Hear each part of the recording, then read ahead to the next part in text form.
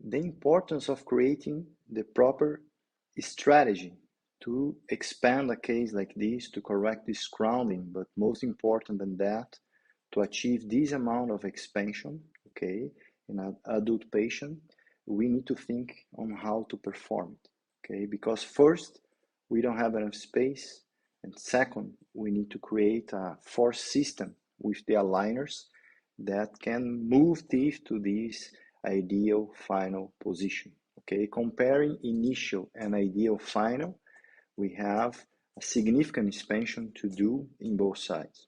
Okay, besides that, we need to distalize significantly, mostly the first quadrant.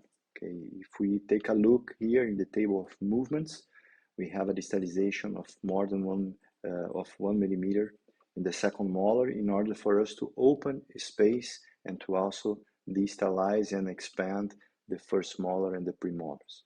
The second quadrant is pretty much expansion, okay, and we have a slightly midline deviation that we need to correct, okay. In cases like this, the strategy that I selected for this case was first to do these movements sequentially, okay, so we can see here that we are first moving the second molar to then start moving the molar, premolars, and then move the cuspid, okay. These allow us to have more predictability, to always have at least two or three crowns, teeth, being used as anchorage while we're moving one or two, okay. So the force system is very predictable. And this is something I have been using for this kind of complex movement that we need to do for cases like this. Expansion, distalization, okay? So the sequential movement strategy is the strategy number 1 here that we use for this case. The strategy number 2, if we look in the initial bite, we can see that we have a cross bite here in the premolar, okay? And in order to remove this occlusal interference and also to help in the intrusion of the lower anteriors, we selected the use of the bite ramps. They are going to appear here in the middle of the treatment, okay? Here in the end, so when we start moving the premolars. These bite ramps, besides helping the intrusion of the lower anterior, they are also going to open the bite and giving freedom for the posteriors to expand and to move more, okay? This is also a very smart strategy to use in case that we need to expand, okay? We are also implementing a little bit of overcorrection, okay? We're expanding a little bit more than what we need for this case. The last strategy that I like to present to you for cases that we need to bring the cuspid down and back, the use of an elastic. In this case, I use the button cuts, okay? It's going to help not only to move this cuspid down and extruding it, okay, but also to create a good anchorage for our distalization in the first quadrant, okay. So a lot of colleagues, they ask me, Daniel, why button cuts and not precision cuts, for example? The button cuts for me in this case, specific case, is better, is more interesting, because we don't need to retract the anteriors, okay? Let me remove the lower for a while and bring the ideal final position and the initial position. Actually, we need to procline, okay? And by placing the button cut here, we are going to implement the force in the crown of the cuspid and not in the plastic. Because if we change and place a precision cut, the force is going to be in the plastic, okay? And this way we're going to make a retraction force of the whole plastic back, and we don't want to do this in the anteriors. We don't want to create this retraction force for the anteriors. So in this case, the button cut is more indicated to avoid this retroinclination force in the anteriors and to promote the force in the cuspid so we can have the good anchorage to distalize the posterior, but also bring this cuspid down with this class 2 elastic here, okay? As I like to present, and now this case is not only talk about a strategy, I like to present to you also in the end, the outcome of this first set of aligners, right?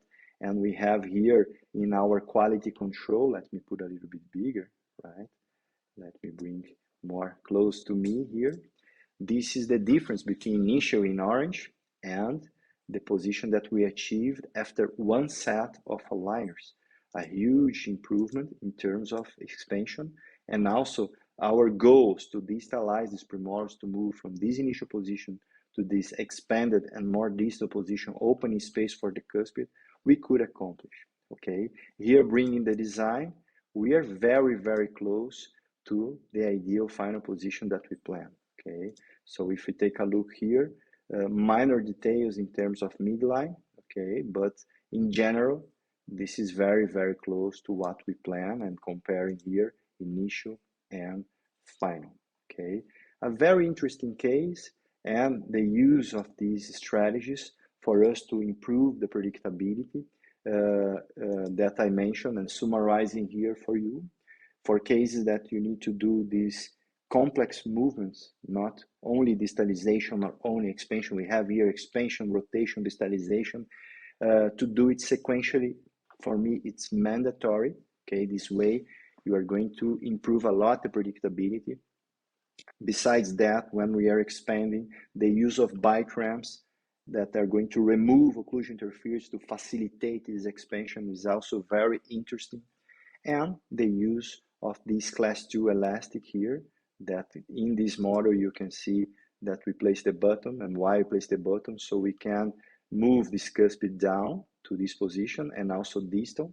Okay, these three strategies together, they help us to achieve this amazing outcome so far. Okay, we're very, very close to finish this case, and now we could solve the most challenging movements, improving a lot patients' quality of life, because we could, thinking on the airway, we could expand a lot the distance between the premolars and molars, opening more space for the tongue and for the airway. So this is also something that we always take in consideration when we are planning this ideal final position.